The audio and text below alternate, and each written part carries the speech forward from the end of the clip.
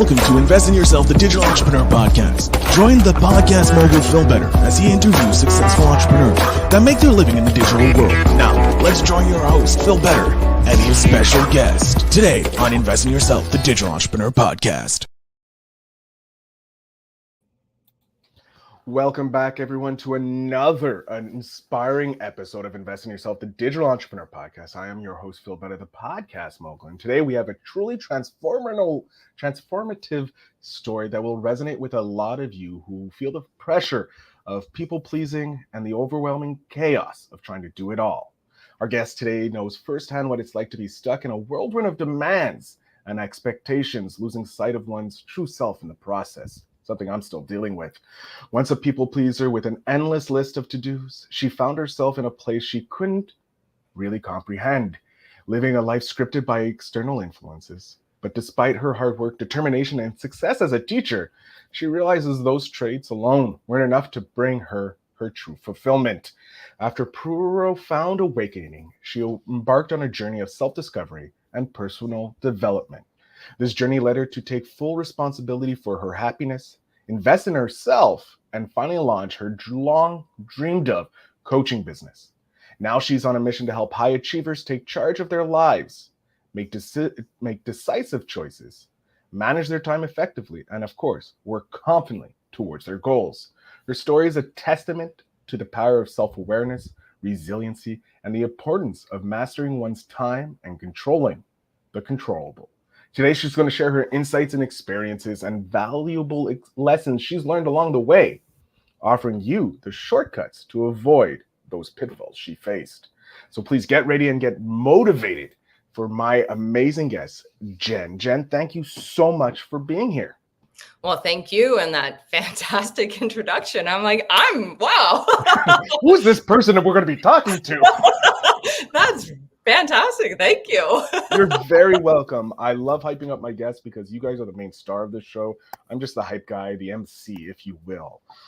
So I want to thank you so much for being here, Jen. I'm looking forward to everything you're going to be dropping down on us and the wisdom you share. But as always, my first question is, why? Why did you become an entrepreneur? What made you decide to go into this crazy world and try and fulfill those dreams? Well, I actually grew up on a farm. So my parents were entrepreneurs, definitely, and looking at that and just working through that. And at one point in my teen years, I wanted to farm, and my dad's like, mom and dad are like, no way. You go get a job with a pension because you know what? You don't understand the ups and downs of entrepreneurship. And we were in the business of, it was all cash crops. So wheat, corn, rye, soybeans, very dependent on the weather and external elements for success. So that's what I did. And, but it always was inside me to have my own business, to be able to have my own say and to make a difference. I've always really wanted to make that difference. And I tried a variety of things before I went back to teachers college. And, teaching definitely filled up that, for service and everything. However, there are restrictions and constrictions within the education system. And I just really wanted to touch more people. And that spirit within me was just that entrepreneurial spirit of like, get to call their own shots, and you get to call your own shots, like your own shots. So it was a good take. And at a point in my life where I was like, okay, either do it now or not. And like you had mentioned in the beginning with people pleasing so much. And at that point, my life just kind of like fell down. I'm like, all right, well, that didn't work. So let's, I wish I would have said, oh, that didn't work. Let's try something else. But it was a process. And throughout that process, I really discovered I wanted my own business. And so that's where I started saying, okay, now or never, and start taking those strategic steps toward it. I love it. I love it. When did you decide to launch this coaching practice to help people pleasers? Because there's a lot of us. I think there's more of us than most other kinds of people, I feel. When did you decide to launch that and make it your full-time gig? Well, I definitely had thought about it for a while, and with the people pleasing, I think, when my marriage fell apart and my son was crying in my arms, I was just like, okay, I need to work on myself before I'm going to get into coaching what I really always wanted to do in my 20s. So then I just really kind of stepped into that and really did quite a few years of self-healing, especially for the people pleasing, and realizing, okay, how do I set boundaries? What do I want to do versus everyone else? And so that took a little bit. And so my business, I've been running for 2 to 3 years now. And, getting the right skills, just because you want to doesn't mean that you have the knowledge or the skills to actually have a coaching, well, for me to have my coaching business. And yeah, so it definitely is in combination, and it does take time, right? And it doesn't have to be all or nothing, because sometimes I really thought, well, I have to leave teaching and just be an entrepreneur, and it doesn't have to be that way. It can be and really kind of focus on that to relax your body and the financial obligations that you have to kind of move into that. So I love that. I love that. And in your journey, because as a recovering people pleaser, and I think a lot of us in our age group are former or current people pleasers, what has been maybe the, I don't want to say toughest or hardest part, because I know the hardest part is just not being a people pleaser. That's the hardest thing.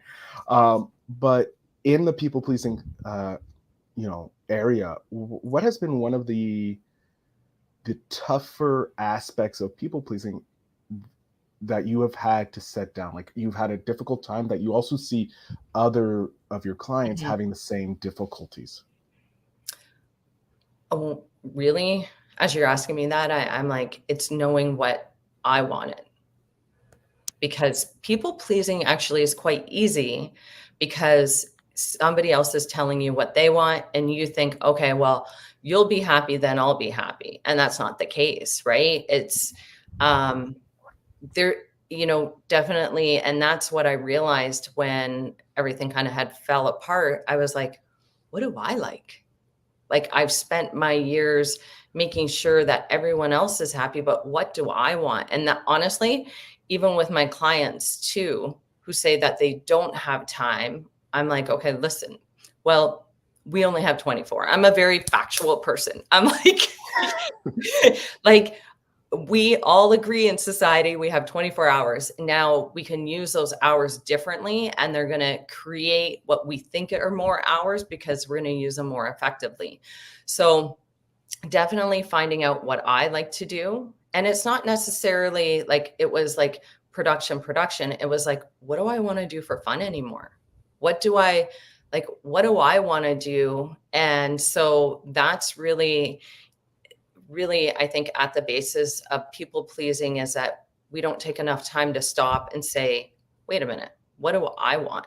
And how can I incorporate that into my life? And then, progressing from there is, if someone asks you to do something, or, and you don't feel like it, then no, that it's okay to say no, right? No, saying no is challenging, but once you kind of practice it, with yourself and then with others, it does make a difference. And I find that, like, being able to say no, I do a lot of role playing, situational experiences with my clients. So it's really nice so that they get used to actually saying no to someone, right? In a nice way. Because a lot of times, I don't know about you, and I still people please, but just not to the extreme. And I catch myself.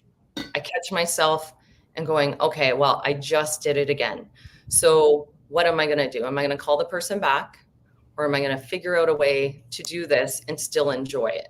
because life's too short not to have joy in it, right? So, yeah, I like that's that. It's very true. Life is way too short. I think someone said we have what is like a thou what is it? I don't know. So a lot of hours, but they disappear so quickly because we have 24 hours in a day, and days just move with a because you're not and doing what you love.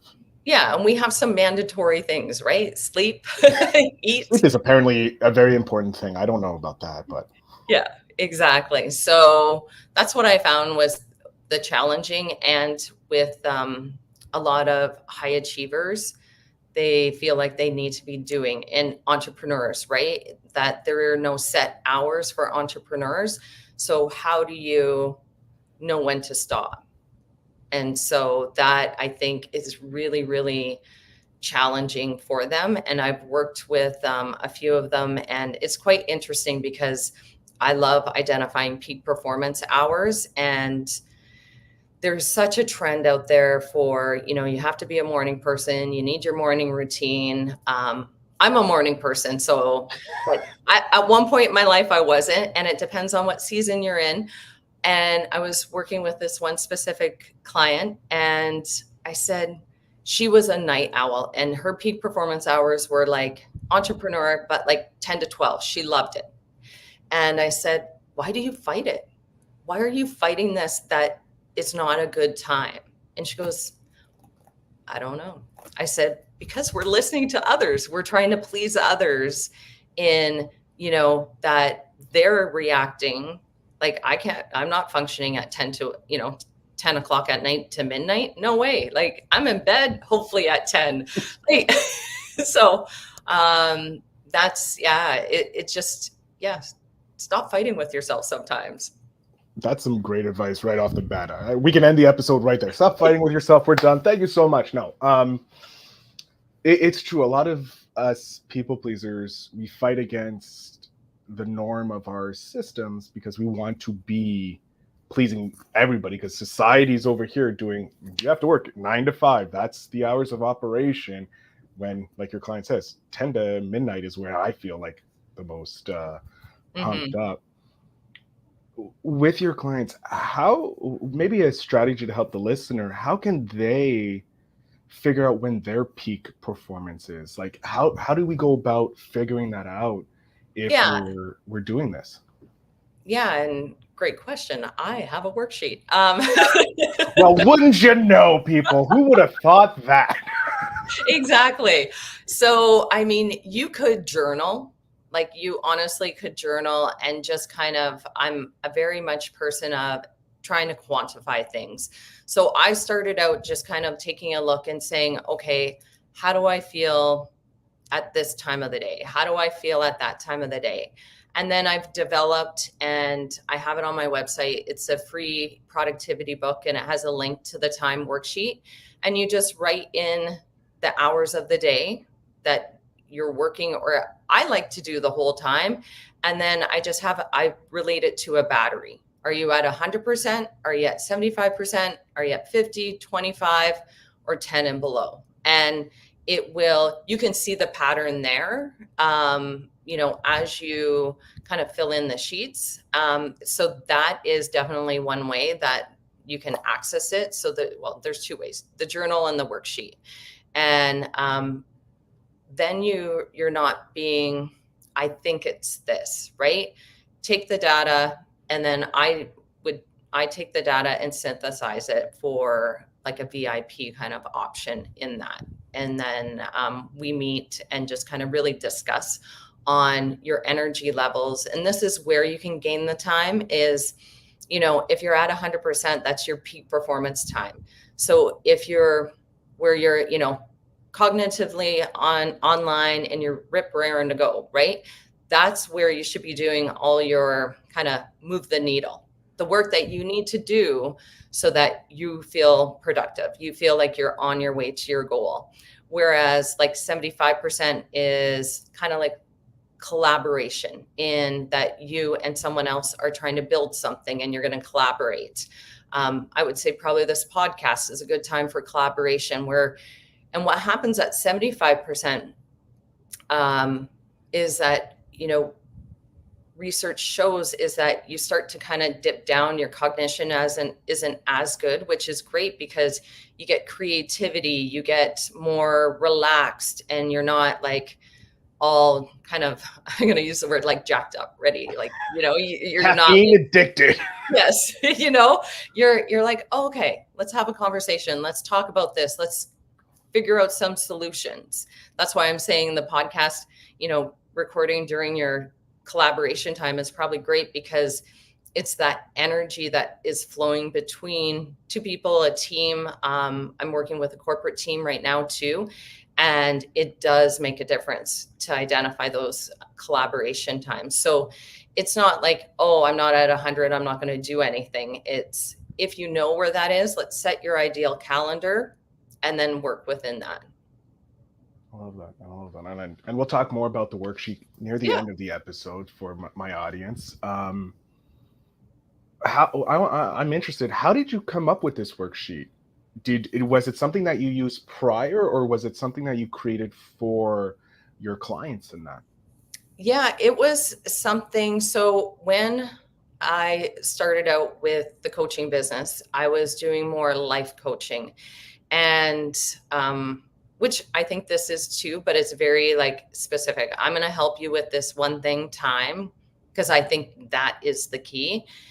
I felt life coaching, was so, and in fact, like I was doing creating an online course, and I already had I have 8 modules done. And I'm like, this is too overwhelming. Like, I'm kind of like, let's try and get in and get out, kind of like, how can I help with the energy mapping method that I've done? It's like, really, we could be done in 10. It's about 10 to 20 days where I give you some valuable information.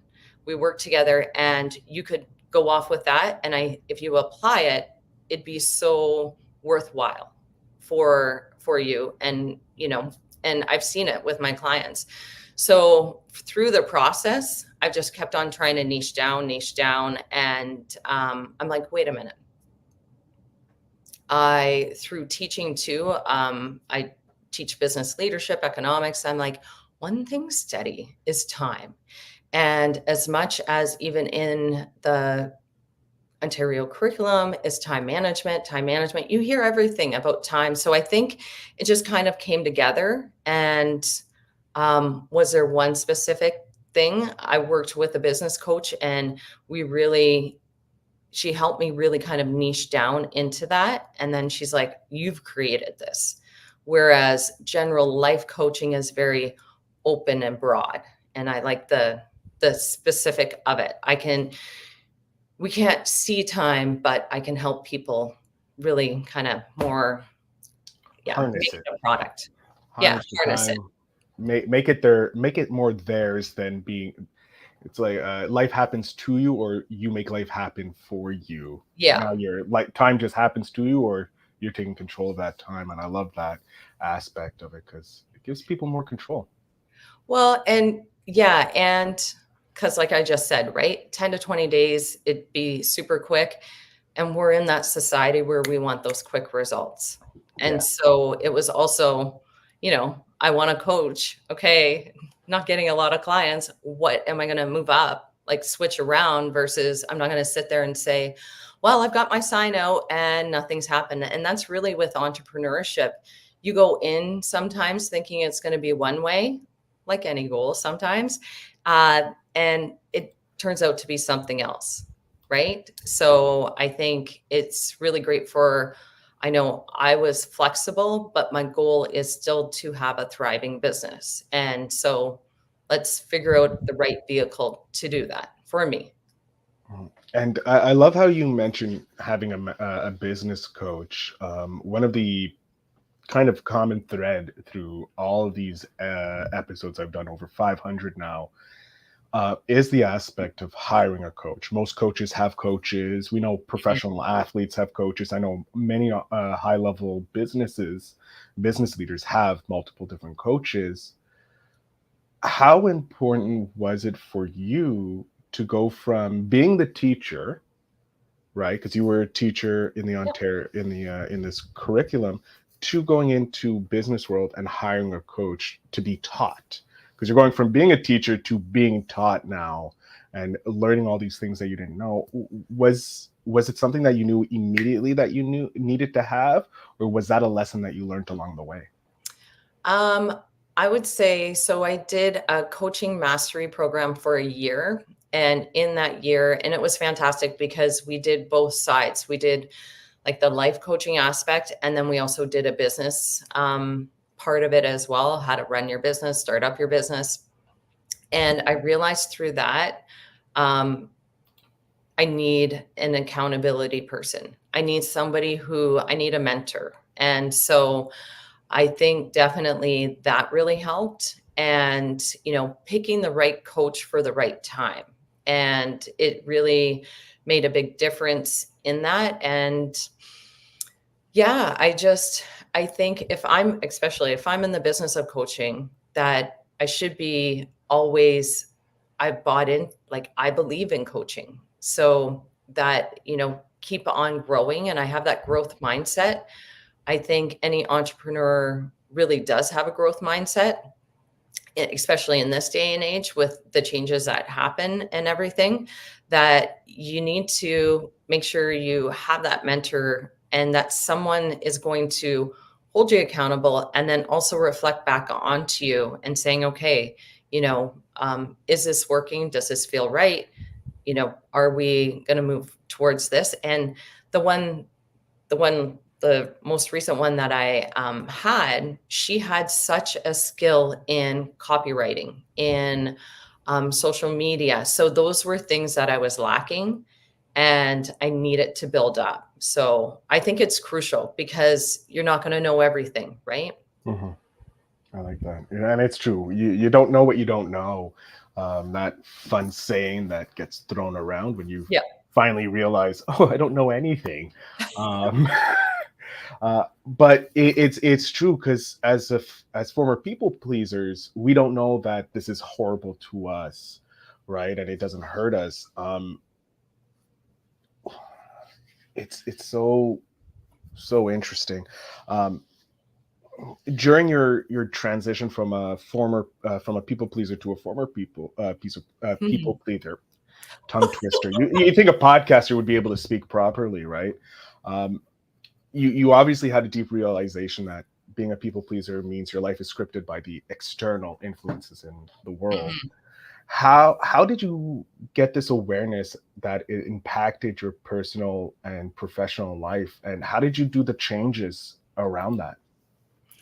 I think it was really slow. And a lot of it came tumbling down with the marriage, with the separation, divorce, and my son, and sharing custody and everything. That it was just that one question that I already mentioned was like, what do I like? And I started with, what do I want to do that's fun, right? And then discovering that and then realizing, what, my time is going to go, and it was all over the place. And then I started, really becoming aware of how angry I was, how annoyed I was that I'd say yes, then I'd go do the thing. And then even if I were to ask somebody to, kind of reciprocate and it wasn't, I'd get mad. And I'm like, wait a minute, these people aren't mad. They think differently than I do. And I was I was like, oh my gosh, there's people who think differently. Like, not everyone says yes to everything. And I think you're right. It's a generation thing of how we were definitely raised. I know myself, right? You didn't really say too much. You didn't really voice. You didn't so much have a voice in what was happening. And because that was called respect, and you respect it if you were, and that's great when you're small. But if you carry that into your 20s, 30s, 40s, it will, it doesn't work out so well, right? And because your parents aren't there to guide you anymore and you have to guide yourself. So it was that self-discovery. And I've always loved reading. So I was reading a lot of self-development, and okay, I have to take responsibility. And I think that's really where it started too. If I'm going to be responsible, then I need to be more intentional with who I'm saying yes to, what I'm doing with my time, right? And it was an extreme. Like I had kind of a dark little period, and you kind of wake up and say, okay, well, do I want to do this for the rest of my life, or am I going to start changing it? And so realizing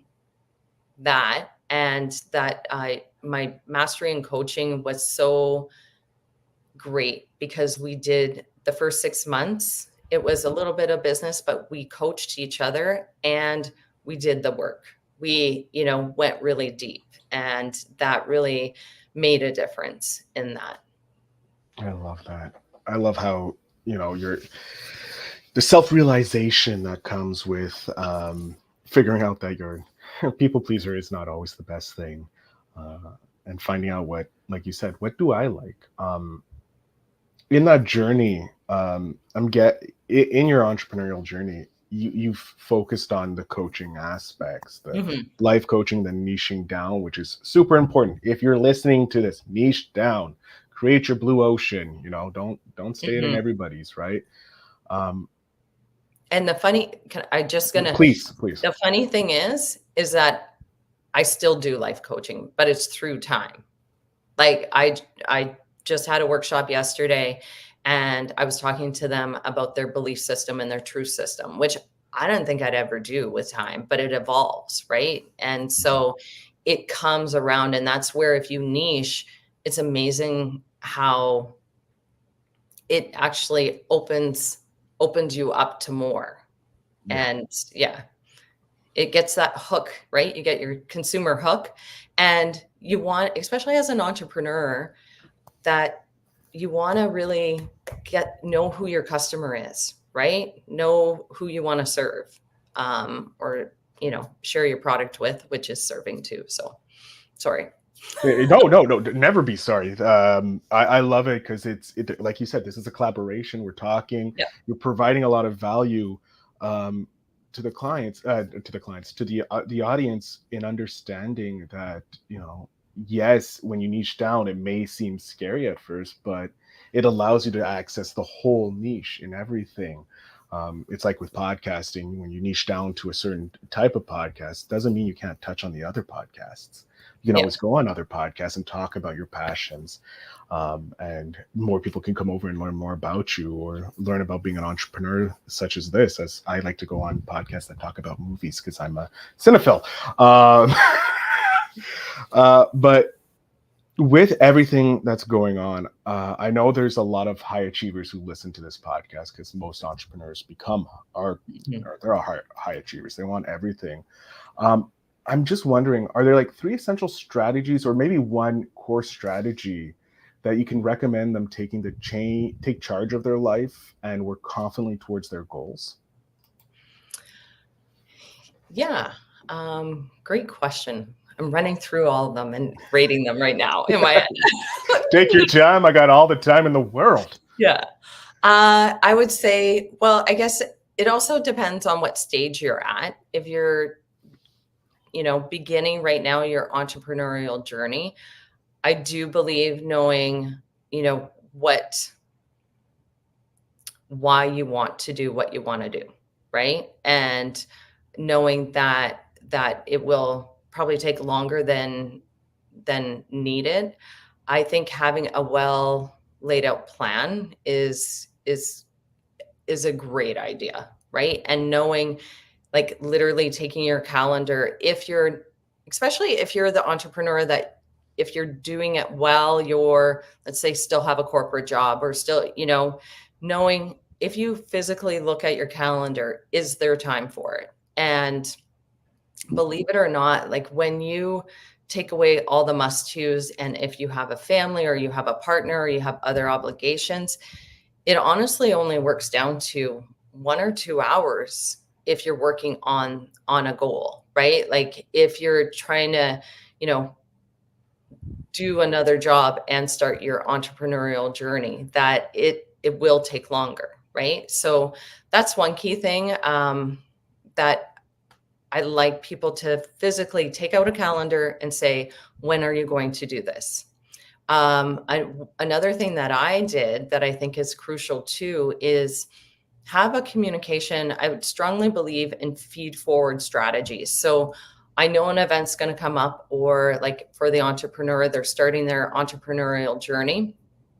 Like me, when I went into the coaching mastery, I sat down with the 5 people who were super important in my life, and I said, you know what, the next year I'm dedicating to this, like to start my business. I knew I needed this I decided that I needed this course. Well, it was Wednesday, Thursday, and Friday nights. I like my social time.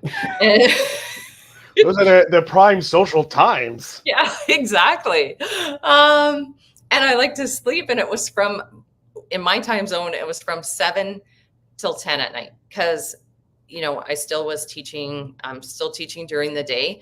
So I had that conversation with those people that meant the most to me. And I practiced it before I went and spoke to them so that it was clear and concise. And I really knew that I was going to transfer my passion on why I wanted to do this, right? Not that I needed their permission, but I wanted to have the conversation. So like one was my son, and he was, I think, like 11 at that time.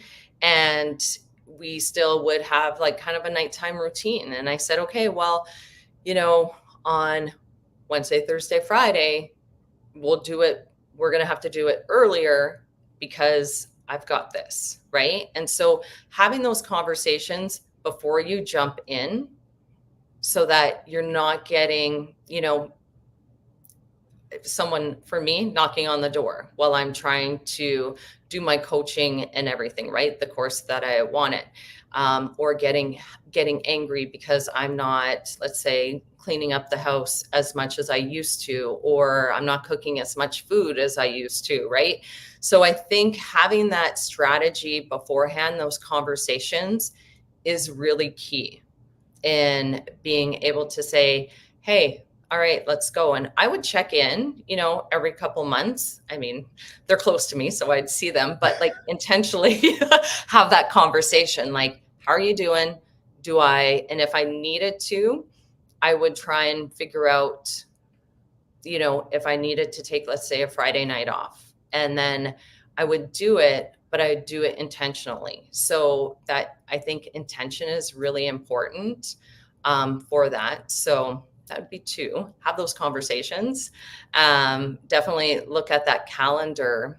And my last one, and it's funny because I find it funny. I always promote health, because I've seen too many people who don't take care of themselves. And I don't care how you define health, if that's a bubble bath or whatever, make sure that you're still doing that. Because if you don't take care of your health, it doesn't matter if you're a success or not, because you won't be around to enjoy it. Very true. And that's both for your mental health and your physical health. Oh, yeah. I mean, we're all I should put well-being. What are you doing for your well-being, right? Especially entrepreneurs, because they like to push through. Yeah, we don't have any limits. We can go for days without worrying about anything, and then you crash and burn, and you're like, what happened? I don't know, but I don't understand. Yeah.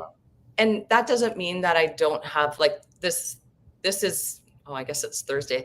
It was a busy week, but I also know that I'll have those like kind of like pushes, and it'll be super busy, but I also create space later on.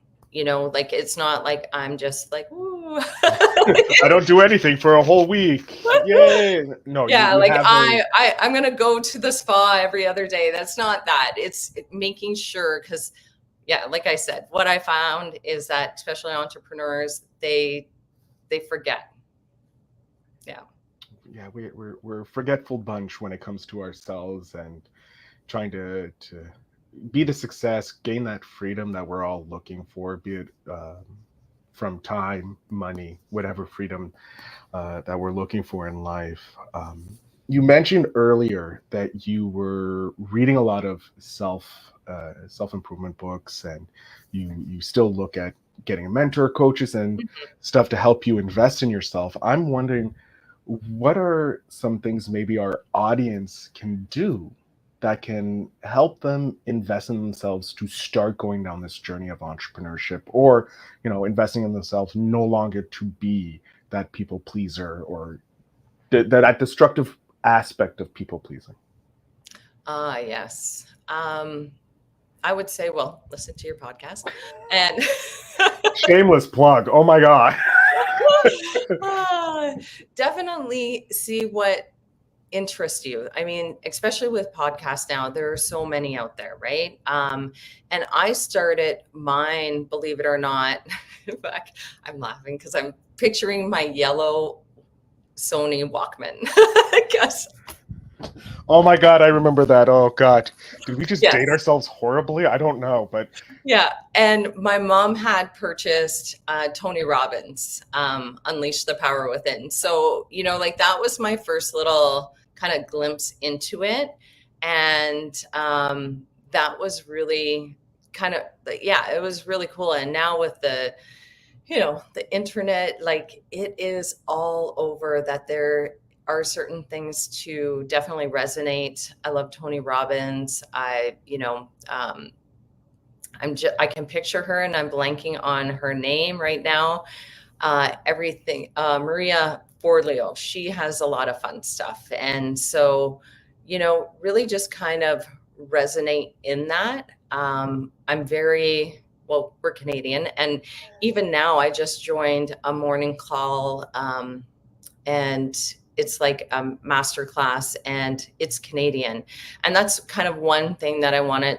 My business coach was Canadian as well too, which I really like, because we can be inundated with the influence from the US, which is wonderful.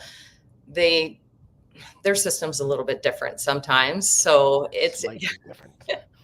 even though we're really close, there are some big differences.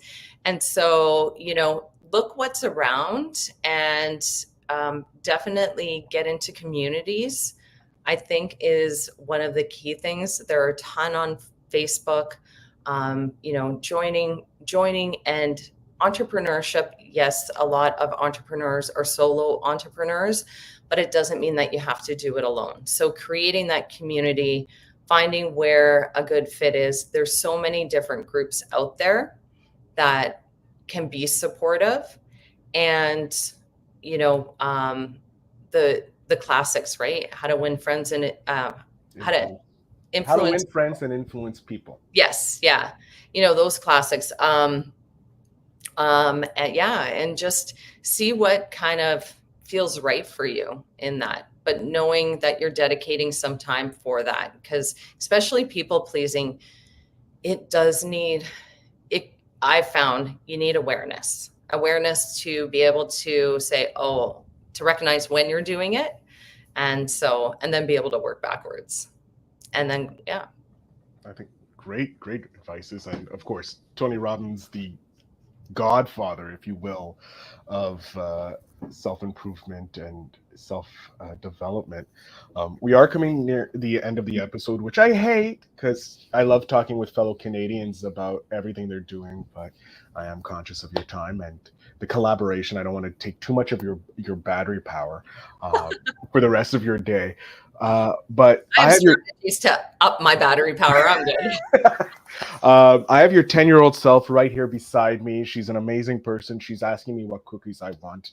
I'm very thankful. I'm hoping that she has some Girl Scout cookies for me. But I would love to know, what is some advice you would love to pass back to your 10-year-old self to set yourself up for future? Speak up and repeat yourself if you're not heard. I think that's a lot of work that, like, I realized from growing up. And I love my childhood, don't get me wrong, but if I were to go back and say one thing, is speak up. It doesn't mean you have to yell, but you can be consistent with your message, like your needs. And then that probably would have lessened the people pleasing. Yeah, that probably would help lessen the people pleasing if we spoke up a bit more. And I think it's important, not for just 10-year-olds, but also ourselves at this age, to tell people, like, speak up, be more, a little more, no, this is what I want, or this is what I need. Mhm. It's a great lesson for us and 10-year-olds to learn. Jen, I'm going to jump off stage here. I want you to let my audience know where they can get the workbook, how they can connect with you, how they can get access to all the amazing things that you do, how to stay connected with you. So the floor is yours. Okay, thank you.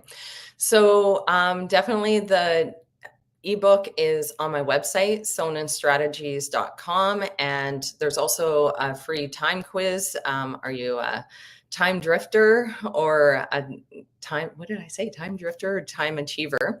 And definitely I'm on Instagram, LinkedIn, Facebook, as well as Jennifer Soenen.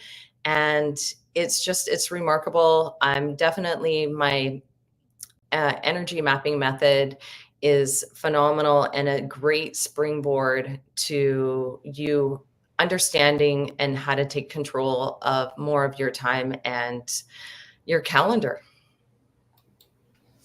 I love it. Jen, I want to thank you so much for being here. It was a pleasure chatting with you.